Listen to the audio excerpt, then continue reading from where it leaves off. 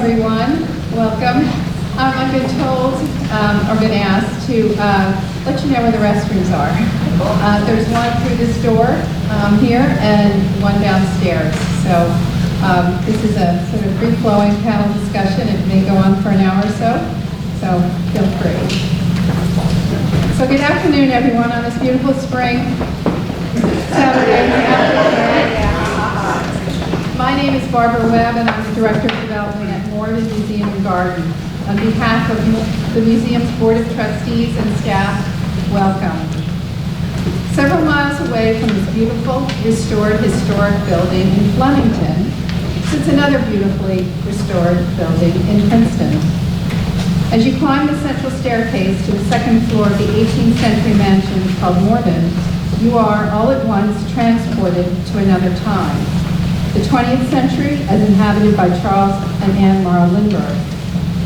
Curators Elizabeth Allen and Heather Smith have created the first ever comprehensive exhibition about the Lindberghs' lives, beginning with Charles's New York to Paris flight in 1927 through Anne's death in 2001. This extraordinary presentation, designed by Isometric Studio of Brooklyn, New York, pulsates with dramatic images, powerful text, and rarely seen objects. If you haven't yet visited Charles and Anne Lindbergh, couple of an age, not to worry. It will be on view through October 23rd. Today's program, Press, Justice, Celebrity, a panel discussion of the Lindbergh Kidnapping, is part of a year-long series meant to more deeply explore the lives and times of the iconic American couple. I would like to thank Harry Fellows, Executive Director of the Hunterdon County Cultural and Heritage Commission, and the Hunterdon County Board of Chosen Freeholders for allowing us to hold today's panel in this very special place, where in 1935, the so-called trial of the century took place. And to the New Jersey Historical Commission and the Hunterdon County-based Astill-Aptal Family Foundation for their generous support of this and all the programs in the Lindbergh series. Lastly, I would like to thank our three panelists, Patty Rhule, Edward Tenner, and William O'Shaughnessy, and our moderator, Landon Jones, all of whom have generously given many hours of their time to help us better understand the forces which shaped the sensational trial. It is an honor for me to introduce our esteemed moderator, who, like Charles Lindbergh, is the favorite son of St. Louis. Landon Jones, born and bred, Lindbergh adopted at the age of 25 by the steadfast financial backers of his momentous flight, hence the spirit of St. Louis. As the former editor of People and Money magazines, Lanny is a man who knows a thing or two about the central themes of today's program. He's the author of William Clark and the Shaping of the West, the biography of co-leader of the Lewis and Clark expedition. Lanny also edited a selection of expedition journals, The Essential of Lewis and Clark. In 1980, he published Great Expectations, America and the Baby Boom Generation, which coined the phrase baby boomer, and was a finalist for the American Book Award in nonfiction. In 2015, Lanny received the Henry R. Luce Award for Lifetime Achievement from Time Inc. Please join me in welcoming Landon Jones, who will introduce to you our three distinguished panelists and set the stage for this afternoon's discussion.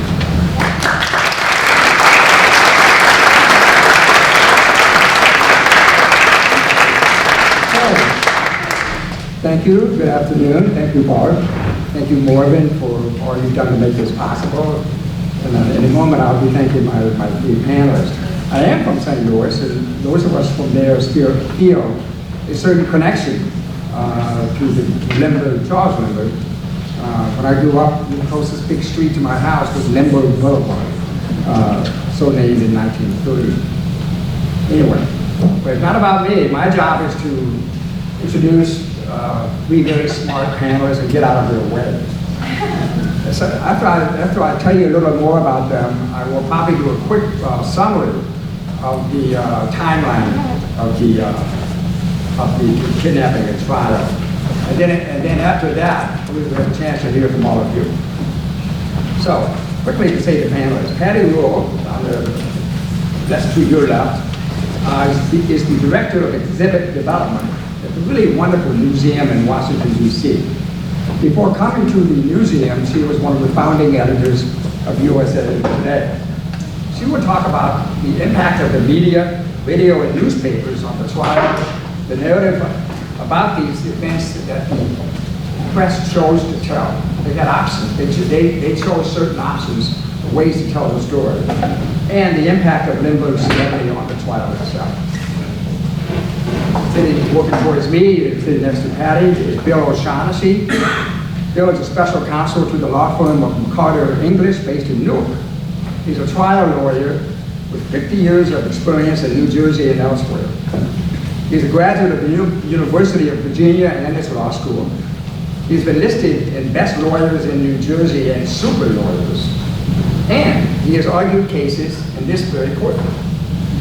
He will discuss, among other things, the loose ends in the case, how the trial might be different if it was held today, did Bruno or Richard Hauptmann get a fair trial, and why was he executed for essentially being found guilty of stealing a pair of pajamas, legally speaking.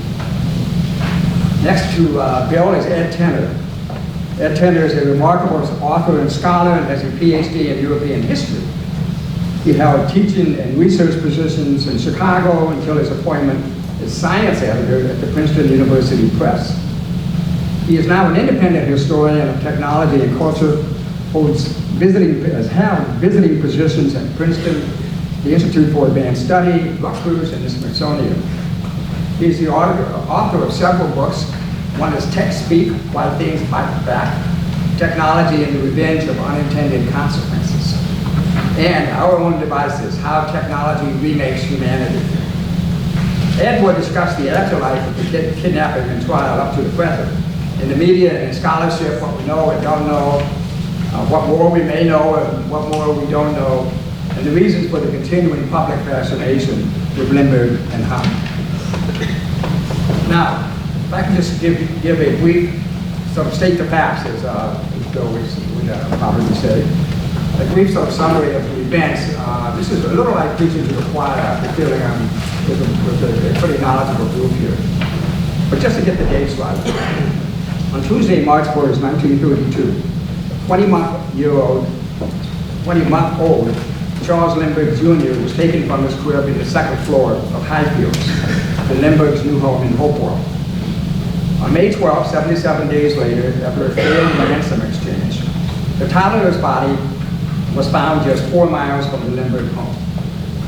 But it wasn't until September 1934, over 2 years later, that Richard Hauptmann was arrested in the Bronx after paying for gasoline with ransom money. The so-called, what was then called, the trial of the century, began in January 1935. Lindbergh biographer Scott Berg estimates that over 60,000 tourists came here to Flemington that January.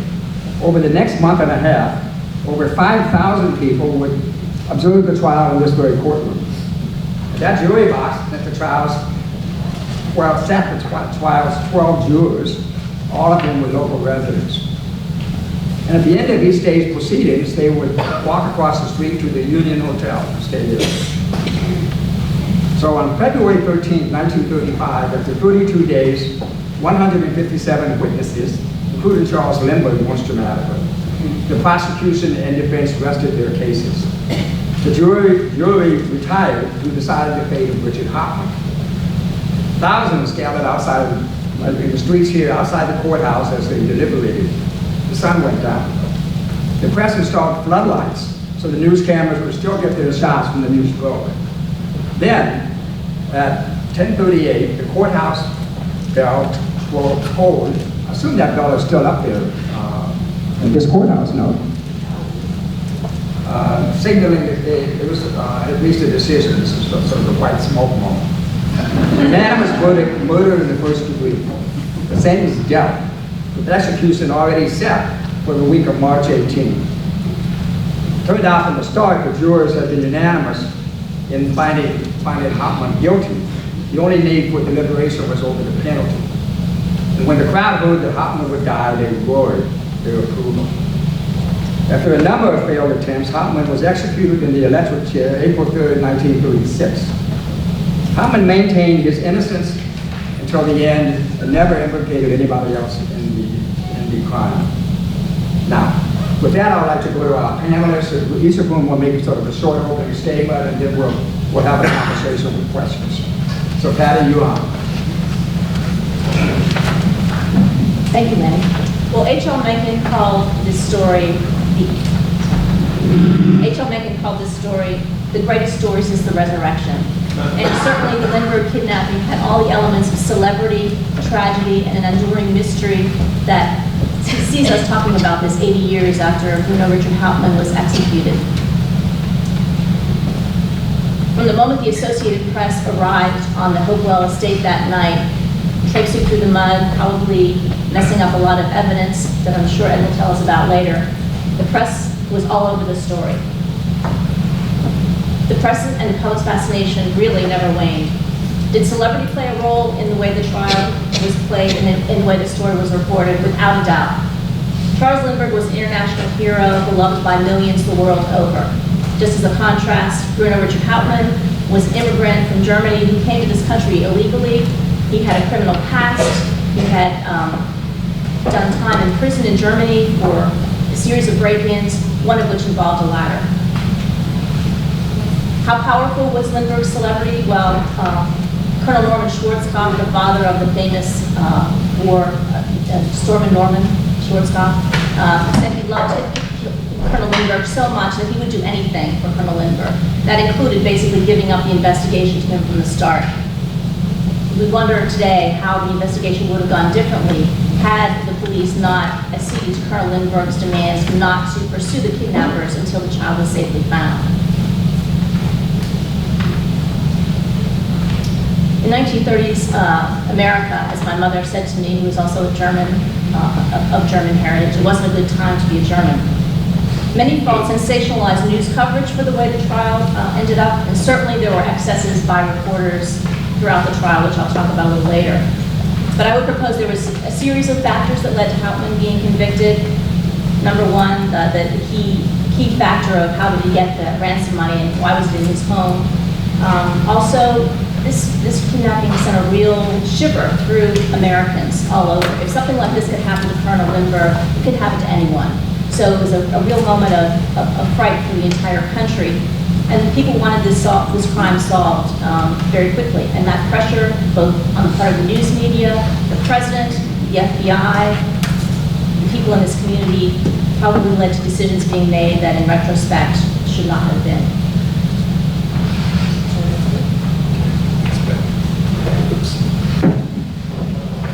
Perhaps the most obvious question is, why wasn't Hauptmann indicted for kidnapping? Is that better?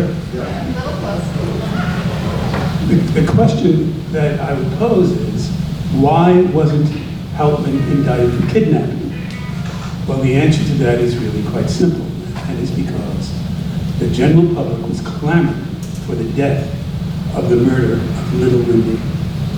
And kidnapping was not a capital offense at that time. So he was indicted for murder, for willfully, feloniously, and with malice aforethought, having killed Charles Lindsay Jr.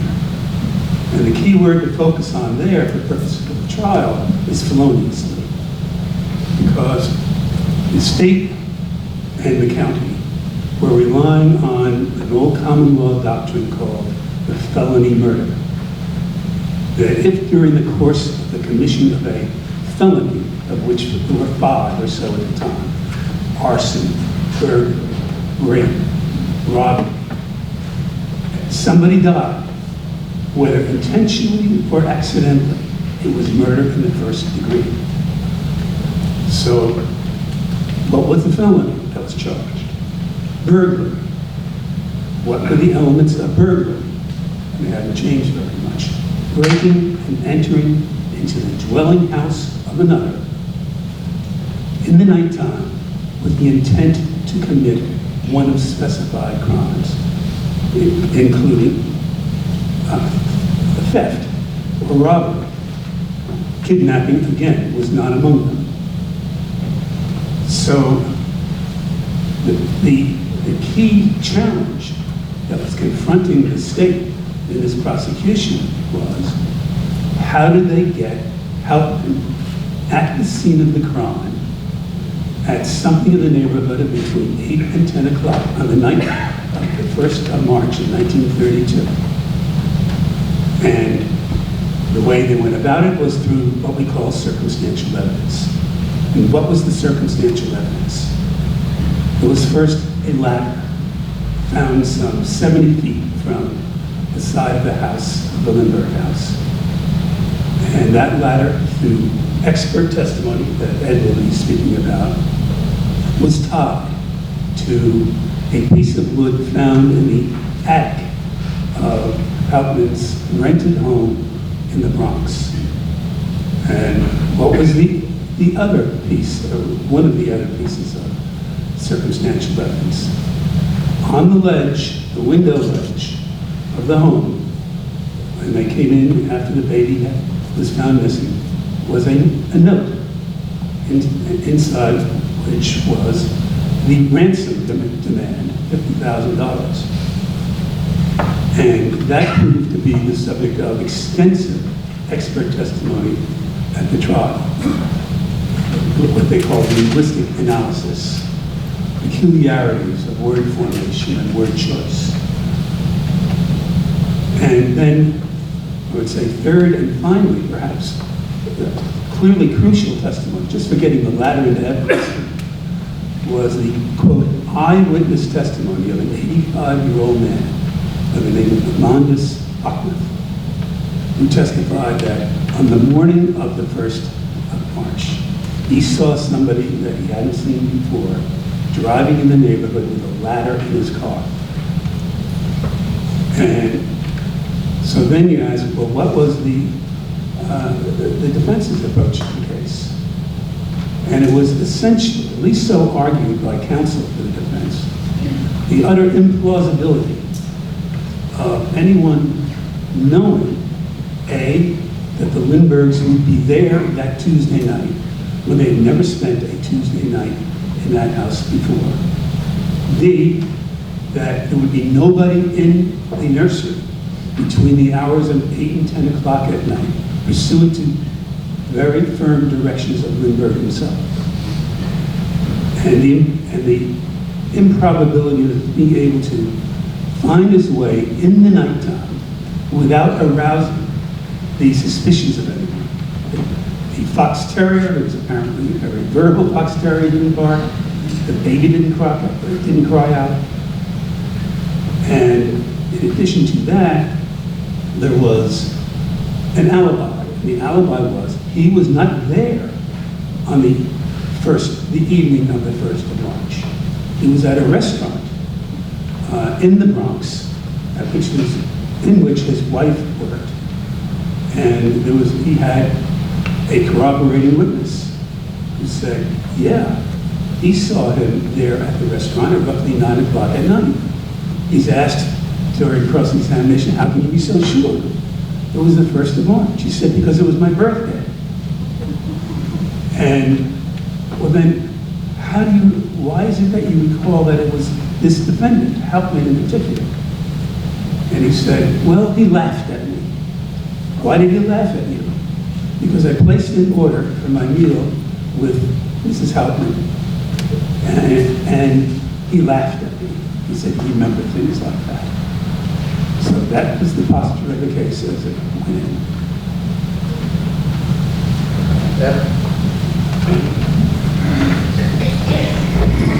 Thank you.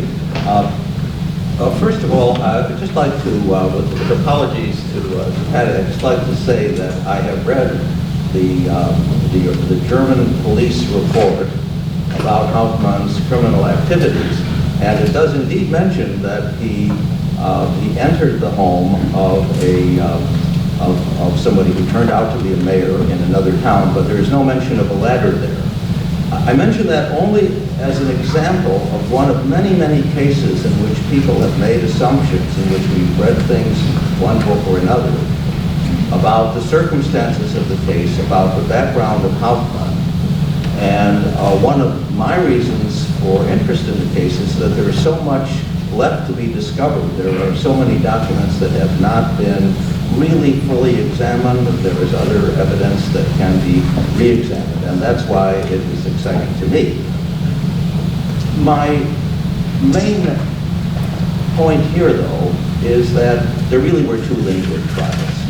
There was the one that Lenny just described, but there's also another one, and we're all part of it. And this is one that began in the 1970s. It began in the 1970s because of a change of mood in the public. It began because of Watergate and because of a new atmosphere of suspicion about the government, about the integrity of the government, about prosecutors. It was partly a reflection of the doubts about the Kennedy assassination, but it was especially about Watergate. And there was one writer named Anthony Scaduto who had grown up in Massachusetts, who had been familiar in his youth with the very, very hotly disputed Sacco and Vanzetti case, which was a worldwide sensation and to many people even today a scandal.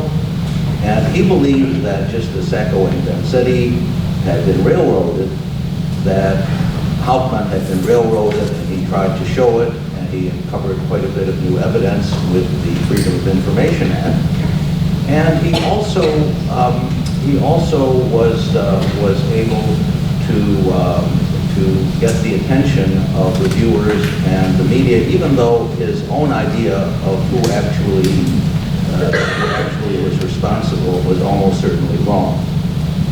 This in turn prepared the way for another case, another book, by one of the most respected investigative journalists in England, Lindbergh Kennedy, who wrote a book called The Airman and the Carpenter. And Kennedy took up Scaduto's thesis and amplified it and brought a literary style that makes the book one of the most exciting I've ever written on true crime. He made a lot of mistakes. I think he used his gifts as a writer to paper over a lot of things that he should have examined more analytically. So as a university press editor, I would not necessarily have recommended this book to an editorial board. However, as a commercial editor, I would have been very, very excited. And indeed, it was a bestseller, and it changed the minds of many, many prominent people. But what was happening meanwhile was another series of changes in the media. In the 1980s, there was a rise of cable television. There was a rise of the computer bulletin boards, which were a forum now for the public to start discussing the controversy and the evidence. And that continued in the 1990s, especially with the advent of the internet as we know it, with the web browser. There were two books written by a former FBI agent and currently a professor of criminology named Jim Fisher, who made a very powerful case for Hauptmann being guilty, although he later acknowledged that there were many open questions in the case. But you also saw the beginnings of the current polarization of the American public. If you read what people on various Lindbergh case bulletin boards and websites say about each other, it's often not very flattering. And in fact, Bill James, the baseball guru, in a book of his on serial crime called Kennedy's book in particular, the most dishonest thing I have ever read. So passions really run very, very high in the case, which also keeps the case in the news. In the 21st century, we had a series of other developments, and those were the new critical attention to forensic evidence. There were cases in which FBI evidence turned out to have been junk science or even fraudulent. Many people have been acquitted. The National Academy of Sciences had a report, which is available online, issued in the year 2009, about the deficiencies of forensic evidence with recommendations for improving it. So this is where we stand now. We're in a world in which we're all participants. We're all jurors. We're all voting. We're debating. The argument is going on, and we can just see from the number of people here how vivid it is. So it would take so much time for me to summarize everything that might be relevant in the forensic evidence in this case, but I just want to mention one thing that I think is absolutely key and is a boulder around which arguments cannot pass without confrontation, and that is that there has been no wood expert in the years since the Lindbergh trial, the Lindbergh Kidnapping trial, who has challenged the conclusions of the original Arthur Kohler, the original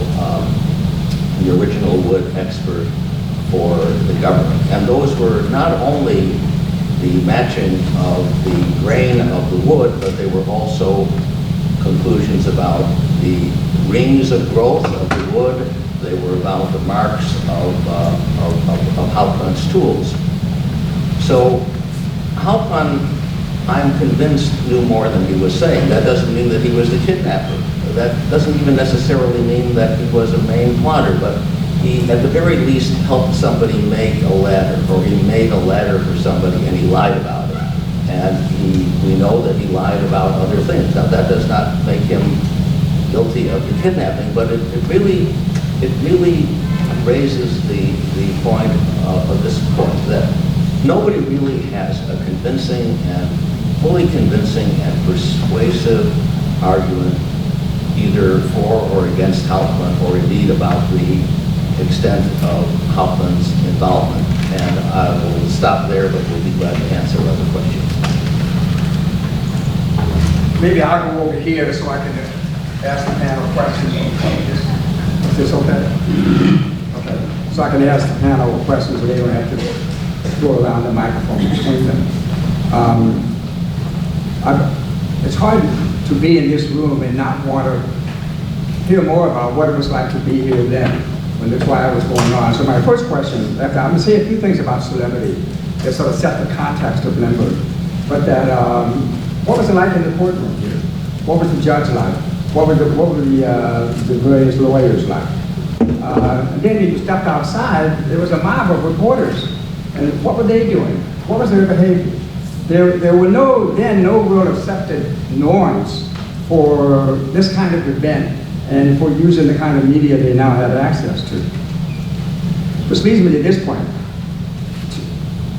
Charles Lindbergh, in my mind, was probably the world's first modern celebrity. And he did that at the age of 25. You could argue he's the most famous man on the earth. The only arguable rival might be Albert Einstein, Northern New Jersey and Bullheim. Lindbergh came to fame just as the new media technologies were there to kind of amplify it. So that the reproducible image, photographs that could be put in the newspapers and wired to every big city in the world, Lindbergh's face was on them. His words could be on the radio, so you felt like you knew him. You knew what he looked like, you knew the boyish smile with the ruffled hair, and you knew what he sounded like when he gave speeches. And he did often.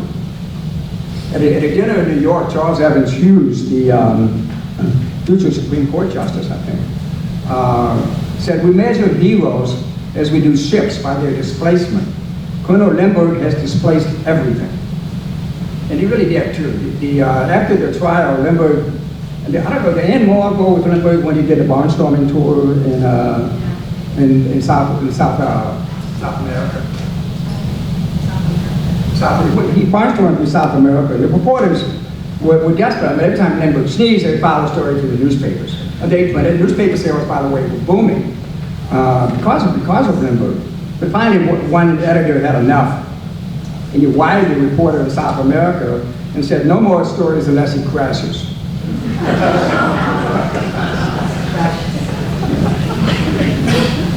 But then later in Lindbergh's life, as historian Dan Borston observed, we see with him the now familiar process of the sort of life cycle of celebrityhood. By which you start off as a hero often, but then you degrade into a celebrity, famous for being famous. And that happens somewhat to Lindbergh. The other reflection I have is on the other half of the exhibit at Morven, which is Ann Moore Lindbergh. And she came and testified here at this courtroom, right over there. And the question you have to ask about her is, how did she ever survive this ordeal? And she asked herself that. How could she get through this long night? This kidnapping and death of her child, the resultant trial itself, the horrendous publicity. I mean, there were no norms for behavior, and you might say there are not too many right now, but it was pretty rough going then for them. And to be married to this very complex and withholding man. I mean, she said that at one point that she probably said that she never understood him or knew him, which is sort of a remarkable statement. She found her strength. She tried to answer the question sort of in her own writing. She really became a writer then. The support that she did have from family and loved ones, and most importantly and interestingly, the testimony of other people who had similar tragedies. I mean, she sort of put her arms around her tragedies and took them in and lived with them and made them part of her life, which I find remarkable. Now, but back to the panel. I wonder, maybe particularly, Bill, if you could talk about the atmosphere in the courtroom, and then maybe Patty could say something about, from your perspective, about what was going on outside the courtroom. Well, first to play, the judge was Judge Thomas Trenchard. I'm sorry. And Judge Trenchard, apparently, they were called Justice back then. That's his portrait right up there. And he evidently had tried a lot of criminal cases in his career and had never been reversed. For the prosecution, lead counsel throughout was David Valence, whose portrait is up there on the left. He was 39 years old at the time, Attorney General of the state, and by his own admission, had never prosecuted a criminal trial before. However, he was awfully good. Okay. But he had defended some criminal cases, evidently, in his private practice. Next to him is a man by the name of Anthony Houck, H-A-U-C-K. He was the Hunterdon County prosecutor at the time. And evidently, they just didn't have the manpower or the resources to try a case like this on their own and ask the state to come in. So that's how it went down. For the defense, we have a local lawyer from Flemington over there by the name of Lloyd Fisher. And he evidently believed in the innocence of Houtman to his last breath. He visited him in his cell here, apparently over 100 times, here and on death row. The other person, though, for the defense, he was really what one would call today second chair. First chair, his portrait is not up here. He was an out-of-state lawyer from New York City by the name of Edward Rhule. He was, for a long period of time, he was called the Bull of Brooklyn. However, he was a little past it by this point in time, and now he was called Death Row Riley. But I've read, for example, the summation, and I think he still had it. So, as to the atmospherics, Patty can speak to them probably better than I, but apparently this court seats like 200, 250. It had over 500 people in this court. It was standing room only. And the Judge Trenchard frequently had to enforce rules, saying that people were shouting out from the audience. Among them, Anna Houtman, when one of her neighbors testified. Anna Houtman shouts out, "You're lying," on the judge. took her side and rebuked her. But he had to do that several times. In addition, they had hidden a camera in the courtroom. And that's one of the reasons we don't have cameras allowed in courtrooms today. So it was a wild scene. Sure. Patty, you want to add something to that? Given this was the story of the moment, about 500 journalists converged on Flemington to cover this story. They came from London, from Paris, from all over the country. Just like today when there's a big celebrity event happening and Lanny would want an angle to get the interview with whoever the subject was, every journalist was jockeying to get the best story. You had people like Walter Winchell, very influential radio and newspaper columnist who came. He wore dark glasses and sat in the front row, and he could be seen passing notes back and forth to the prosecution. Early on, Winchell declared that Hauptmann was guilty, and that's kind of what his columns said throughout.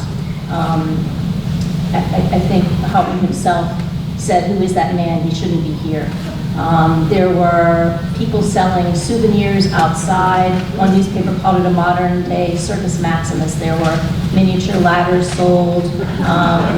One enterprising person sold clippings of the baby's hair. So it was just exactly what you'd expect in a sort of a crazed, frenzied atmosphere.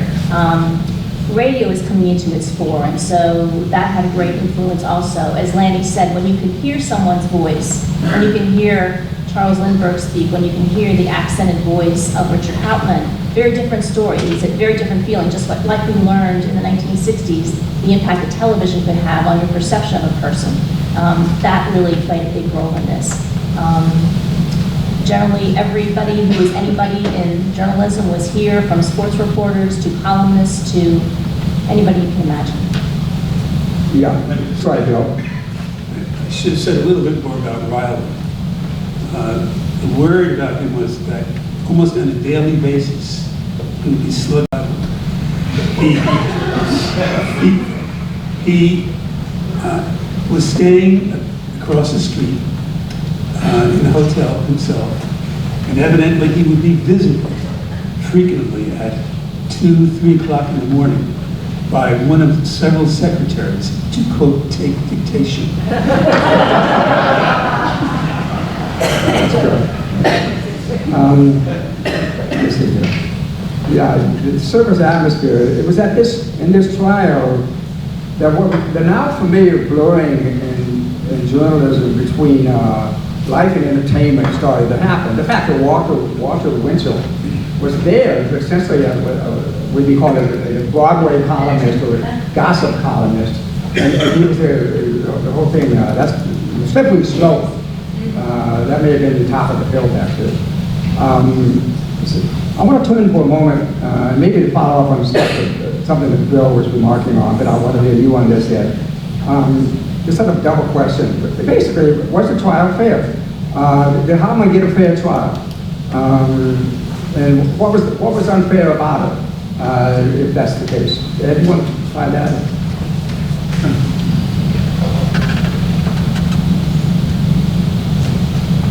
Jim Fisher and other verdict defenders have acknowledged that there were inexcusable tactics on the part of the prosecution, at least I believe in some of their writings. They have, for example, the testimony of Amandus Hochmuth, that Hochmuth was under great pressure because the investigators had found that he had been receiving welfare payments fraudulently at another address, and there was also a substantial reward in which it was made clear to him he could expect to share. So when you look at the preparation of the witnesses, you can understand why Scaduto and Kennedy could see this as a prime case of a travesty of justice. The real question is not whether the trial was fair, but whether a guilty man was framed. And that has been what people have really been arguing about. Yeah. What about the lie detector? I know when we talked about this, you mentioned that Hauptmann wanted to take a lie detector test. And that was refused by the prosecution? I think, I'm not sure of the sequence, but I believe the judge refused it, and I think that the prosecution certainly didn't want it. Of course, the lie detectors, I don't believe were admissible evidence even then.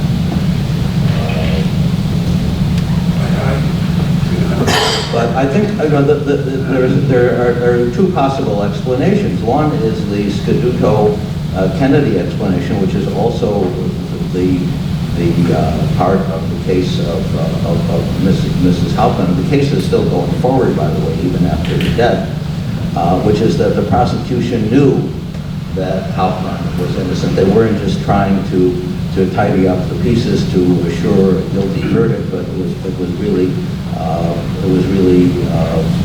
basically dishonest. But I don't think that was really the case. I think they really sincerely believed in his guilt. But I think that a lot of the problem is in the adversarial system, in which I am not a great believer. So I believe, to me, the best court is one in which, as in Europe, the judge has very extensive powers of investigation and of independently obtaining expert testimony. So I think if it had been done under those rules, I suspect we would be much closer to knowing the truth about the case. Patty, if there was a further observation. No, okay. My greatest concern about the case is the disproportionality between what he was convicted of. Get close to the mic, please. Yeah, Mike. My greatest concern, what I've seen in looking at this case, is the disproportion between what he was actually convicted of and being electrocuted. What I neglected to mention earlier was what burglary requires one to enter a house in the nighttime, the dwelling house of another, with the intent to commit one of enumerated crimes: rape, robbery, theft. What was he accused of stealing? The baby's pajamas. That's how, and that's essentially the way it went to the jury. The judge's charge was that you have to find there was evidence he broke into the house and with the intent to steal and harm the baby and its clothing. The problem was, at the time, stealing a person was not regarded, at least by the majority of thinking, as theft. It had to be theft of personal property. So what was the personal property? It was the clothing in which he found the child, or whoever found the child. And at the end of the day, sending somebody, frying somebody because he has stolen a pair of pajamas, it seems a little excessive.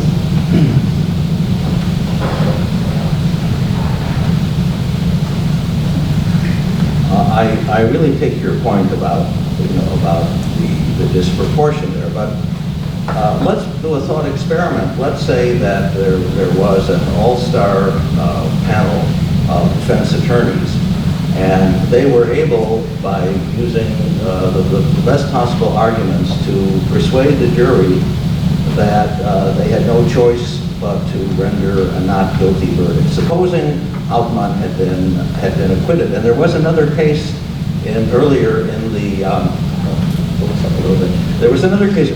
the 1920s, the Hall Mills case. Now, the Hall Mills case was almost as big a media circus. This is the one in New Brunswick. In New Brunswick, yes, and that was about a minister. It was a minister and his mistress, who was in the choir, who were allegedly killed by his wife and her brothers, and they were from a very wealthy family. And they hired the first dream team. This was the first, it was a group of 7 lawyers who together were paid the equivalent of millions. And they were extremely effective in discrediting the witnesses and establishing that there was reasonable doubt, even though there were no other suspects. The method of the murder was such that it had to be somebody who had a really very deep personal animus toward the people concerned. However, the wife and her brothers were acquitted.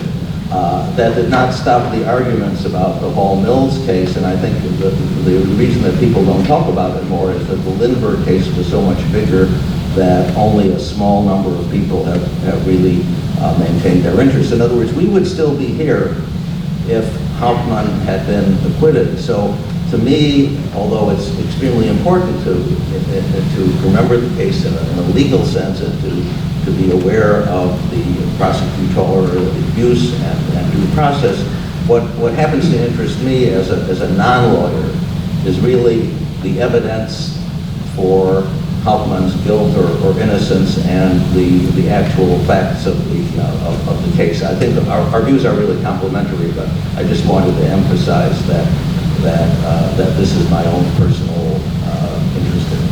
Okay. Let me just throw in another aspect at this point. Yeah. I think that the prosecution's, one of its difficulties was placing Hauptmann at the crime scene. Was he at Howard Piers? Was he in New Jersey? And there, I could be corrected on this, was there anything that identified him straight to that? I don't think so. On the other hand, the prosecution worked very hard to prove that Hauptmann was the so-called Cemetery John, the guy in the Woodlawn Cemetery in the Bronx, who was supposedly negotiating for the ransom money and talking to another celebrity in the case, JFC Condon, Jafsey. And they worked on that. And some of the most dramatic moments in the trial were when people were identifying, I think Robert Zowen is here, who's written a book on Cemetery John. It makes it very an arresting case that the Hauptmann was not Cemetery John himself, but that was another fellow who he identifies. Let's see, so with the voice recognition of the guy who talks to Jafsey and the man who says, "Hey, doctor," is that was that who was that? Was that Jafsey or was that Lindbergh at the trial?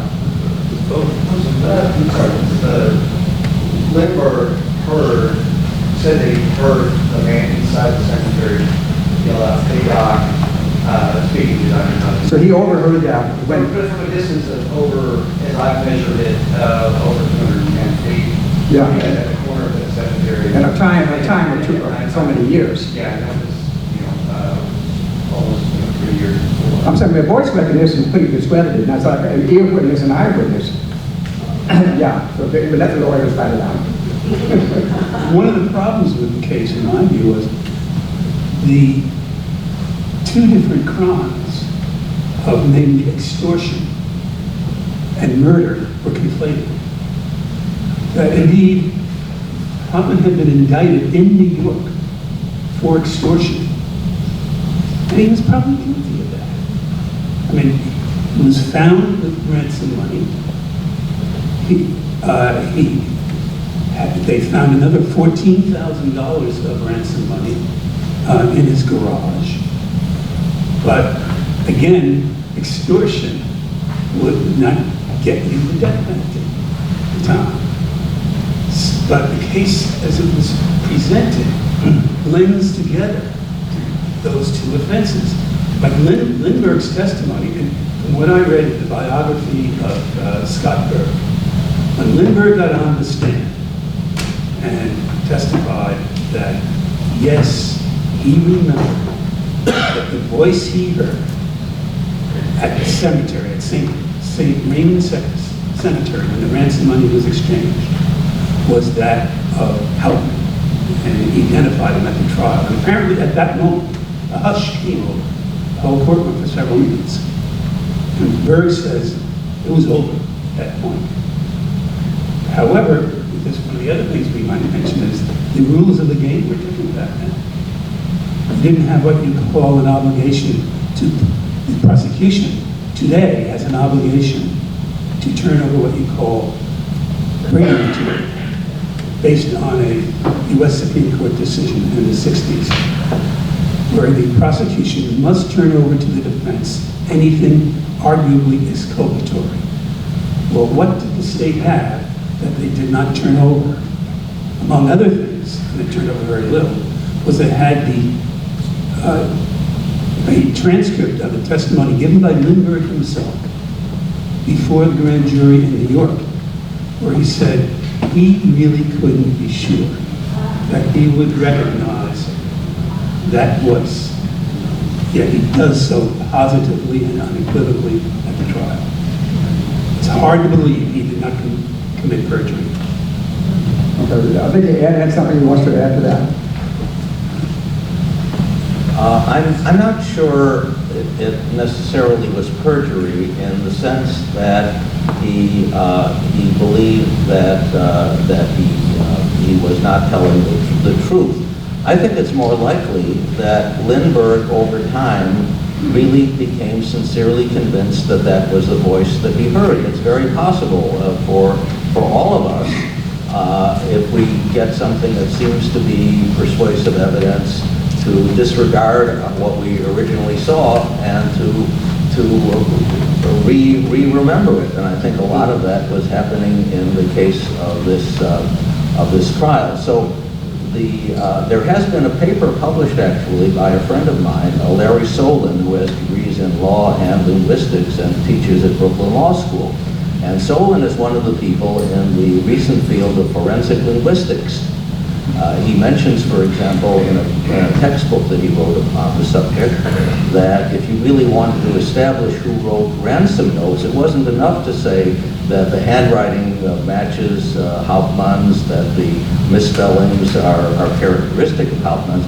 You also need what's called a corpus. You need to look at many, many writings by people from similar backgrounds, and you need to see whether this was not just the handwriting of somebody who had learned the old-style Zitterlinschrift in Germany. That's this really slanty writing. If you do a PhD in 19th century or early 20th century German history, you go through the ritual of learning that. There are very few people in Germany who can read that script today. They need special consultants if they have a legal case involving old documents. So somebody who learns to write that way and then learns American penmanship may very well have characteristic things. There were almost 17,000 men between the ages of 20 and 40 in New York City who had been born in Germany. So there was a huge potential population. Many of them lived in the area of the same lumberyard. So you need to see something in Hauptmann's writing that was distinctively his, that was unusual even for Germans from his background. And an example that I've given is how the Unabomber was recognized by his family when he published the manifesto. It had the phrase, eat your cake and have it too, which is an uncommon but still occasionally used version of the saying. So the family knew that this was something that Ted had said and that very few other people did, and that's what got the whole thing started. So it's possible that if you could arrange that, and I've corresponded with Larry about this, it was very difficult to assemble a corpus like that, but the corpus might provide you with more clues about what happened. There is also a paper that Solon co-authored on ear witness testimony, and ear witness testimony now is recognized by psychologists as almost entirely unreliable. That people's auditory memories are just not terribly good, and we really, even if Lindbergh had been sure. For one thing, Lindbergh's hearing probably had been damaged by his extensive flying, so that was another factor. I think fairly quickly I would like to go to the audience for questions from you, and I'll explain the ground rules in a moment. But if the panelists have any sort of wrap-up statement now, or would you rather do that at the end of the session? Well, one other thing in terms of penalty. Sorry for this. One other thing that I think there's mentioned is sentencing. That better? Just going to read to you so you can consider the contrast yourselves from the opening statement given by Willents and then his summation at the end of the trial. Here is his opening. That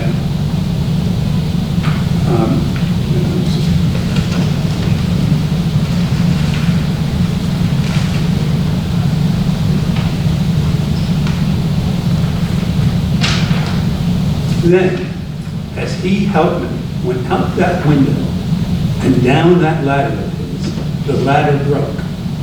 He had more weight going down than he had going up, and down he went with his child. In the commission of that burglary, that child was instantaneously killed when it received that first blow. What he's saying there, I think, at least to me, is the child died accidentally when he fell down off the ladder. Now here's how he sums up, and to get the jury into that hanging mood, if you will. Now, what type of man would kill the child of Lindbergh and Anne Morrow? He wouldn't be an American. No American gangster and no American racketeer ever sunk to the level of killing babies. Well, we found that animal, an animal lower than the lowest form in the animal kingdom. Public enemy number 1 of the world, Bruno Richard Hauptmann, and he is here for your judgment. He goes on. Riley had, during his summation, remember the prosecution goes last. They open, and then at the end of the case, the defense sums up first and is followed by the prosecution, so there's no opportunity for rebuttal of the defense. And what does he have? But Riley had said in his summation, this baby, wouldn't the baby have cried out if some stranger came in and picked him up at 9 o'clock at night? Here's the way Willents responds to this. But let me tell you this fellow took no chance on the child awakening. He crushed that child right in that room into insensibility. He smothered and choked that child right in that room. That child never cried, never gave out any outcry. Did he use the chisel to crush the skull at the time or to knock it into insensibility? Is that a fair statement, a fair inference? What else was the chisel there for? Which is, again, out by the ladder, 7 feet away. To knock that child into insensibility right there in that room. Counsel wants to know why the baby didn't cry out. There is the answer for it. There was zero evidence of any deliberate harming of that child. And that was one of the problems I felt with the judge's charge. He didn't mention that. Even though it wasn't requested. I want to go soon to the part. You'll get it in. So I thought we have about a half hour left, I think. And so if audience members have a question, I would ask you stand and identify yourself if you can. Please ask only one question at a time, not a 6-parter. Well, I can't remember. Wait just a second. But before I go web, we'll repeat the question. We ask that there be no filibusters in the questioning, and to keep the conspiracy theories to a minimum. Okay, so yes, sir. I'd like to direct my question to Dr. Can you Tennant. identify yourself too, please? Well, my name is Kurt Folksdorf. I've been studying the case for 30 years. My grandfather was a friend of Bruno Richard Hauptmann in the Bronx.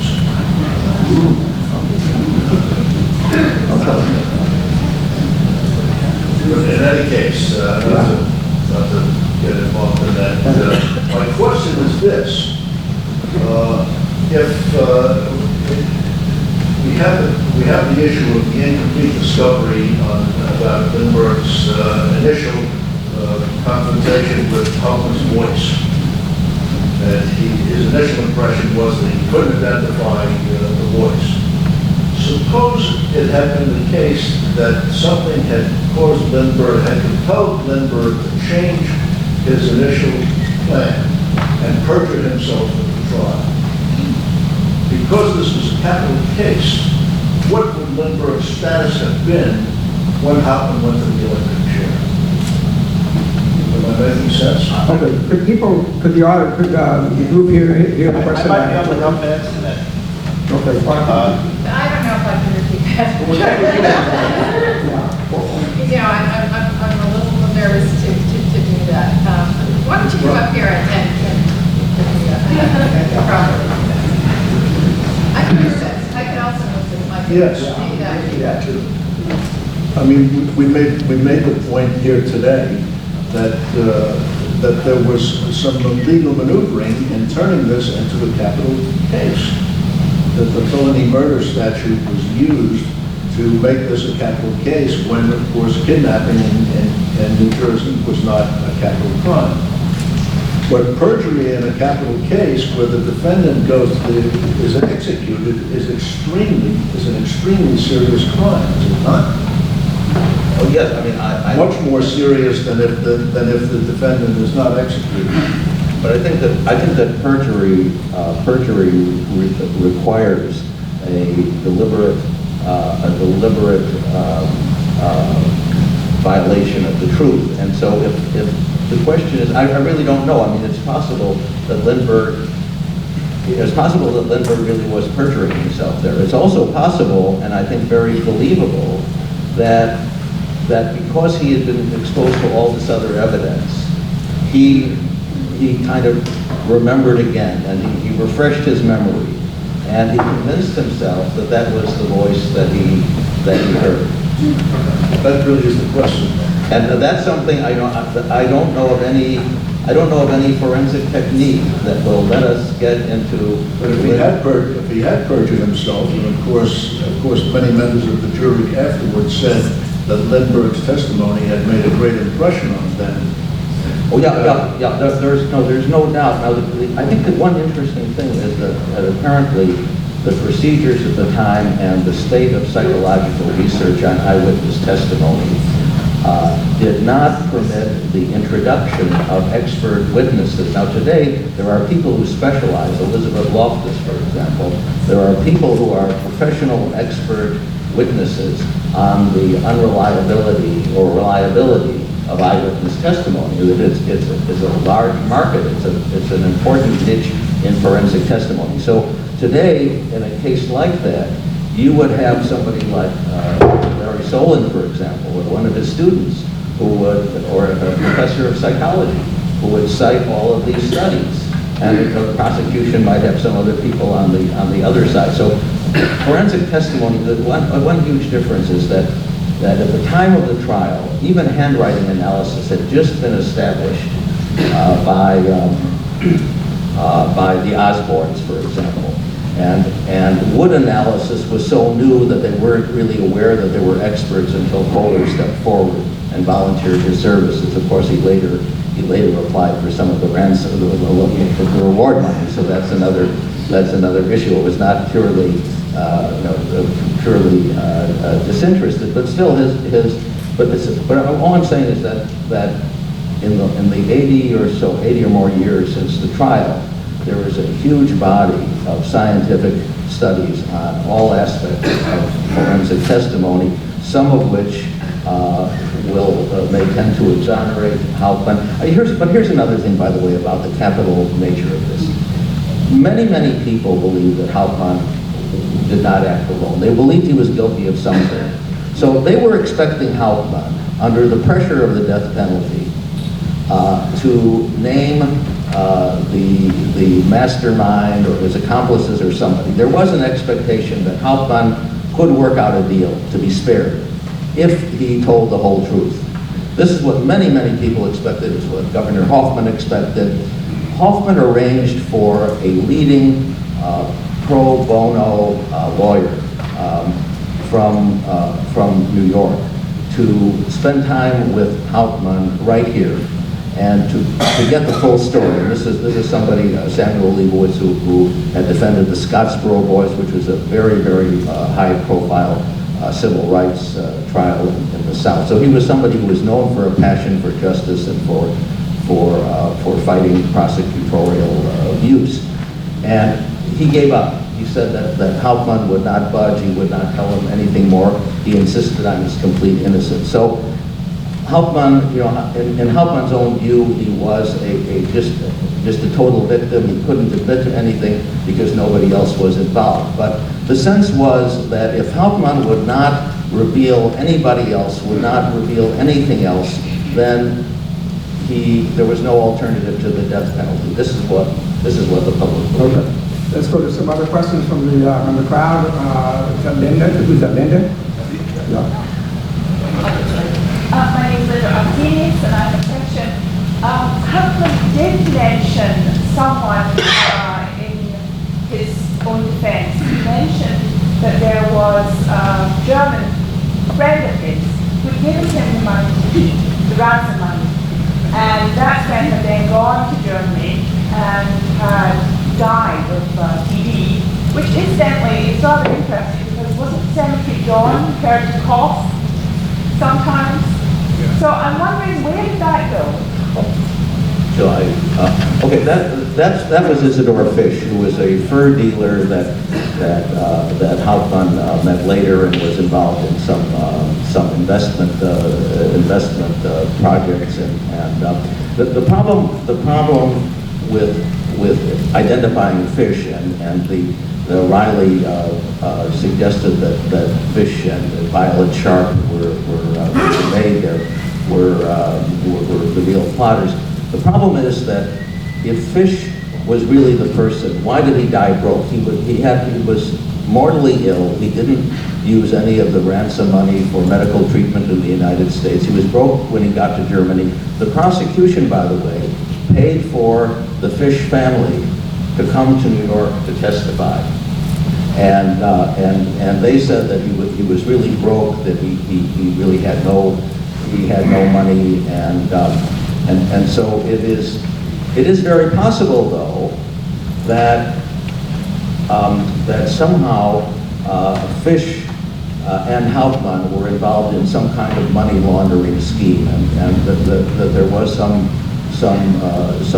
truth in that. So the Fish question is really an open one, but the problem with Fish as the primary suspect is that he really did not make any use of the money when he needed it most. That's the problem. Yes, sir. So go. Just to add one thing, Linda, Fish was said to have been the source of the ransom money. That Fish handed Hauptmann a box which contained the ransom money, and then he put the box in his garage, and only later did he realize it was all this ransom money.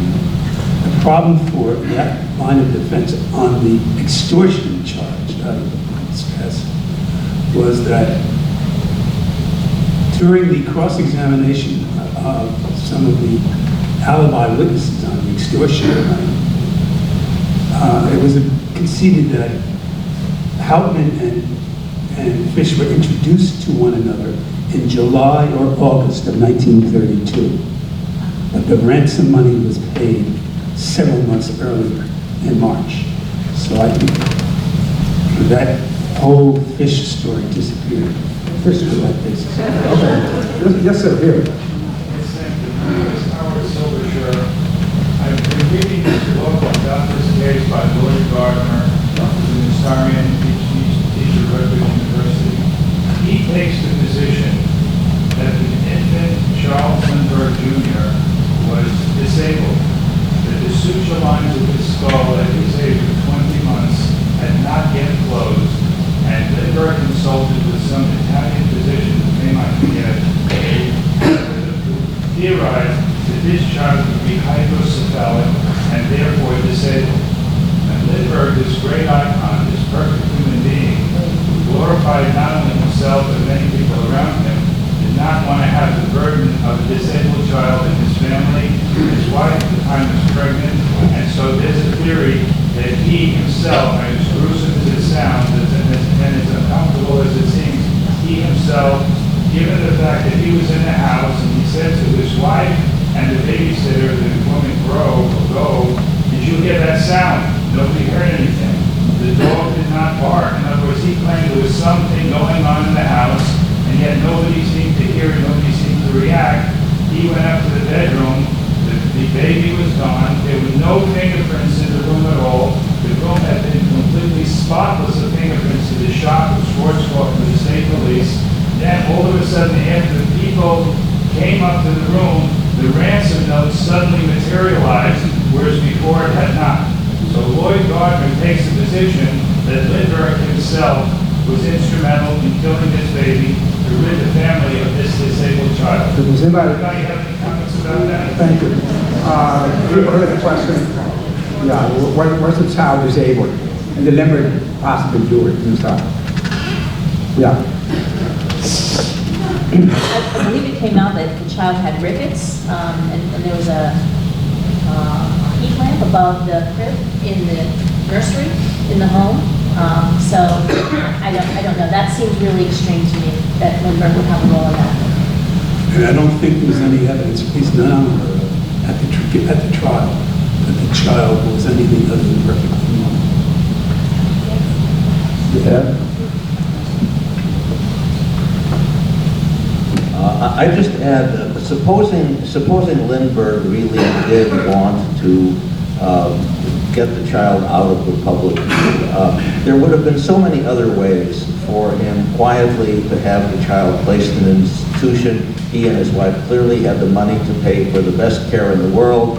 That it could have been a quiet story that, in other words, it's something that the press probably would have forgotten about, like the members of the Kennedy family.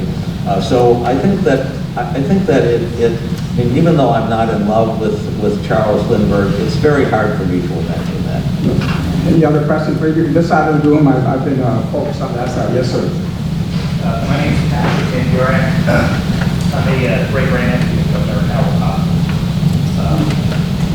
My question regards the following the sentencing from my uncle ordered the state police to continue the investigation. His public positions that there were more conspirators involved in this crime other than just the real happening.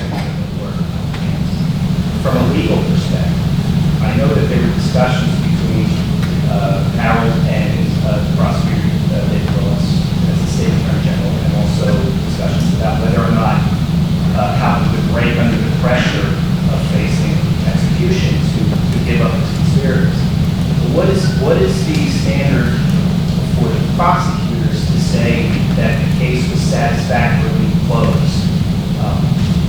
Governor Hoffman orders the state police to continue the investigation, but from a legal standpoint, what is the standard to say that the conviction of Bruno Hammond under the evidence that was presented is sufficient to say that the prosecutors themselves wouldn't accept or seek further actors in this case for conspiracy?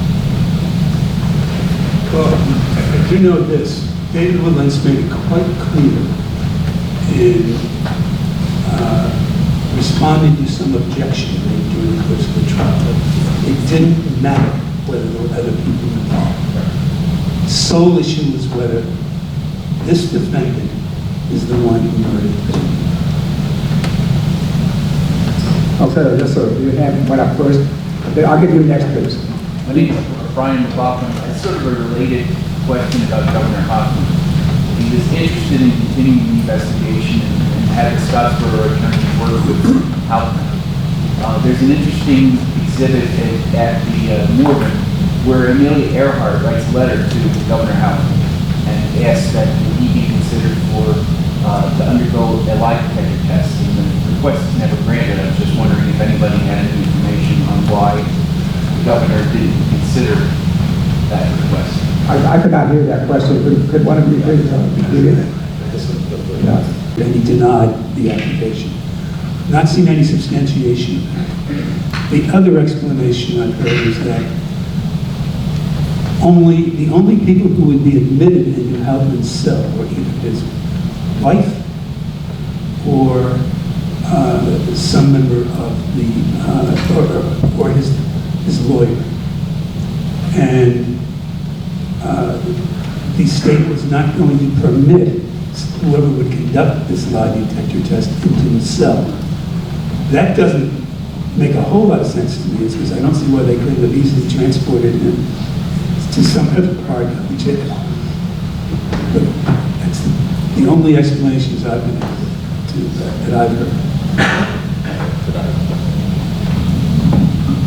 I would just like to add that there is one explanation that I think is actually most likely, is that the judge and/or the prosecution, while I think they were sincerely convinced that he was the one, they were just so afraid of his iron will. They thought that he might be the one person in 1,000 who could beat a lie detector test, because it can be done.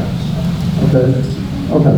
I'd like to address a question, if I may, to Patty. Just to go back to the media, the way it was covered in the press and the behavior of the media, was there criticism of the media at that time?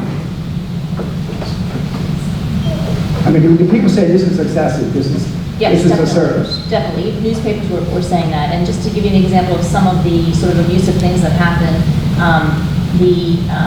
the lawyer for Hauptmann was paid for by the Hearst newspapers, which, wow, that's a bit of a conflict of interest there. And at the end of his life, after he was convicted, a newspaper offered Hauptmann $90,000. Remember, he has a young son, Manfred, and he's going to presumably very soon have a widow and a young son. They offered $90,000 to, this is your moment, tell all, and your family will be taken care of. And he remains adamant to the end, I didn't do it.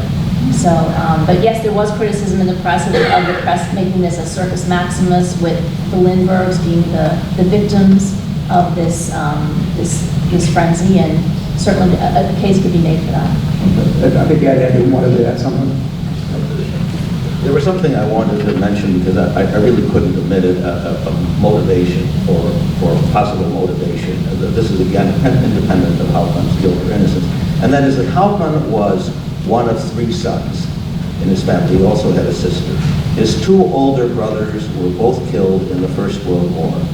And he was the remaining son, and after he got into trouble following the war, and was sentenced, and after his last release, he promised his mother that he would never commit any crime again.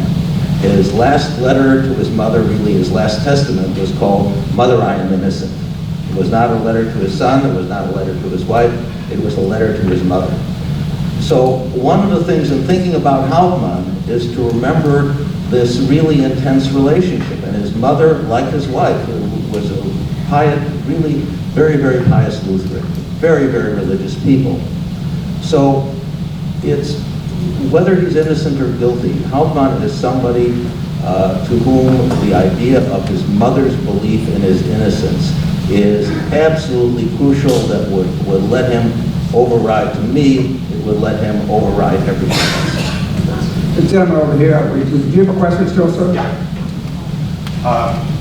I noticed that there was a pretty short time between conviction and execution. Were there any appeals? And if there were, what did Hauptmann's lawyer argue on appeal? Oh, name, by the way, is Ralph Gerstein, attorney, life law district.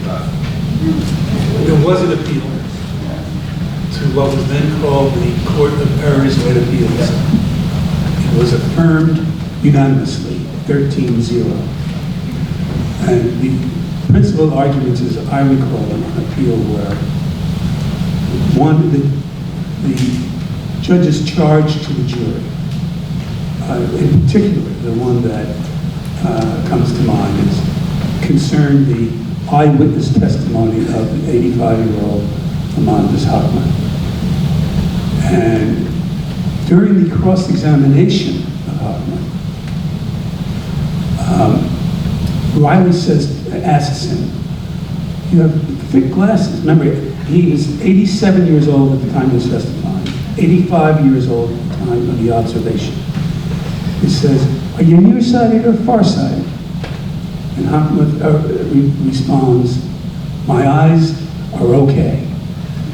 And Rhule wants to pursue that.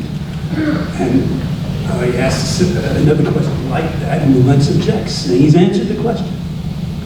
And the judge says basically, yeah, he has answered the question. And then the judge's charge to the jury, he said, well, one of the key pieces of evidence here was the testimony of the old man.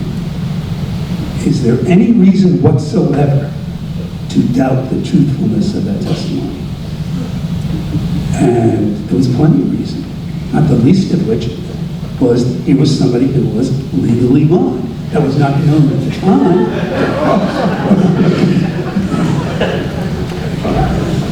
Okay, I think we're getting down to the last several questions. So Robert, I want to hear from your question. Identify yourself, please. My name is Robert Zorn, and I have a question that actually follows up on this other gentleman's question about Lloyd Gardner theory. And I'm of the belief that you should really, as a historian or as a person who's really trying to get in this case, you should try to get as close to the truth as you can, and to constantly test your own theories and beliefs, realizing that you may be wrong, maybe on the wrong track. Now, when I look at this, I've studied so much has been written about the death of this child, the murder of this child, but no one has seemed to talk about it. I'm writing a second book in the case now.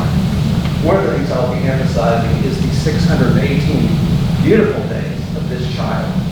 And I sat in on one of Lloyd Gardner's presentations one day and asked him, now of course he bases his theory on that there's something defective with the child. Well, this actually goes way back to the days when Lindbergh's baby was just born, and they were very private. They didn't want to get any information out to the public, so they said the baby was deaf and dumb, and these stories continued for decades. And in fact, the National Enquirer had this story about how Lindbergh had gotten rid of the baby. I don't know if that's what Gardner's first got his idea. And there was a book about how Lindbergh, in the commission of a practical joke, the baby accidentally died. Rhule Lindbergh gave it one word, baloney, and she didn't bother to comment to Mr. Gardner's theory. But I asked him, now, it's very interesting when he uses words like hydranencephaly, or there's something wrong. He uses the word enlarged rather than large to describe the baby's head, for example. This is a parlor trick. This is a trick that you would use to make a point. The baby's grandfather had a very large head, White Mara, small little man, but he had a very large head. Anybody really has seen babies? Sometimes babies can be a little bit goofy looking. They can have large heads and they go up to be very, very normal looking. I've actually found some images of this child, motion picture images, which no one in the world has seen in my research. I sent them to a pediatrics at one of my universities, alma mater, Duke University. So this is completely normal. So I asked Lloyd. I said, Lloyd, if you had been a guest at the Lindbergh's home and you spent an evening with them, and they had been there, what kind of thing might you have said about that baby? What kind of comments might you have made to your spouse away from you? Well, the doctor said, no, if you had been in the home, what kind of comments would you make? He could not answer the question. He bases his theory on the health of the child, and he can't give an answer to what kind of comments, what was this baby like? Well, I can tell you. I'm going to have to ask you come to the conclusion. Okay. The bottom line is this baby, from many sources, very healthy, very happy, very strong, very independent, very funny, brilliantly smart. My question is it important from a historical standpoint for Charles, even though Charles Lindbergh may have said some really stupid things later in his life and done some things that were very objectionable, this is a fellow who had to bury his child and carry his ashes and throw it over the Atlantic water by himself. does the kid deserve a second chance on history from this kind of stuff? And does this baby deserve, does his memory deserve being portrayed accurately? Okay. Any observations from the panel on these points?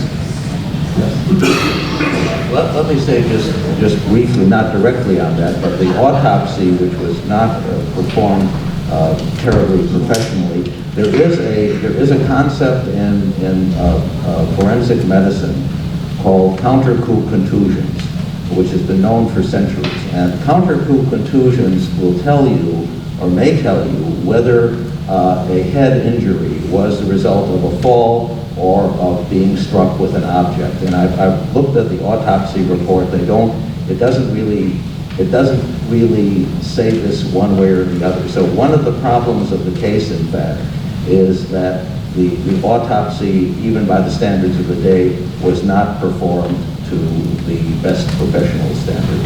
Okay. I think we're almost out of time. One final question, so keep in mind that you had your question. Yes, sir. But over here, if I could put my 2 cents in. Okay. Briefly.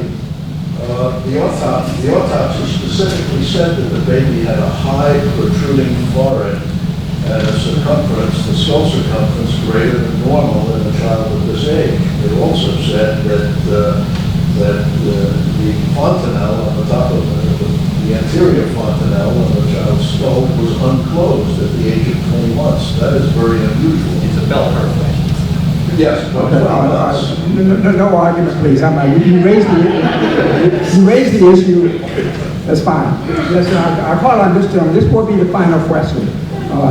Just a comment. Lloyd Gardner, you want to recall, in his argument, also commented upon Lindbergh's obsession with eugenics, and you tie that into a lot of the points that you made. Mr. Johnson, my name is Dr. Richard Diaz. I'm a psychoanalyst, and I wanted to know, in your reviewing of the trial, did you find any reasons or a lot of reasons why this could be categorized as a mistrial? Because I know Lloyd Fisher picked out, I think, 150 reasons. No, not in this trial. No? There were a lot of objections that Riley might have made, didn't make. That's not the judge's fault. There's areas of interrogation he might have pursued that he didn't pursue. By the way, for example, he didn't cross-examine Lindbergh at all. I know, amazing. On the voice identification. Yes. But I don't have this trial.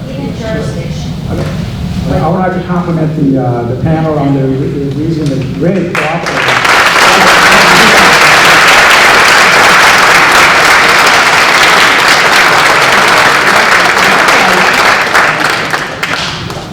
Well, and likewise, thank you, audience, too, because this is as informed an audience as I can imagine on this topic. Thank you all for coming. I just want to quickly recognize our curators of the exhibition, Beth Allen and Heather Smith over here.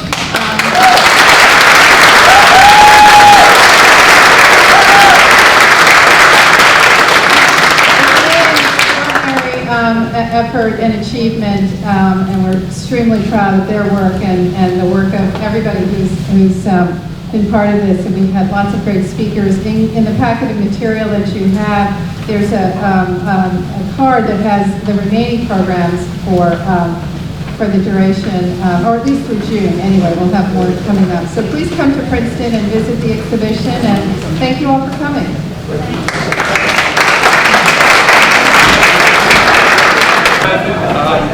My name is Chris McHale. I'm a local architect. The trial took place in this lovely restored courtroom. The citizens of Hunterdon County paid to have this restored. But the social history, the reporters, the celebrities, the paparazzi, everything happened across the street at the Union Hotel. And I just want to speak for 1 minute. The jury was sequestered on the 2nd floor of the hotel. In recent decades, the hotel has suffered the usual litany of underinvestment, lost opportunities, and decline.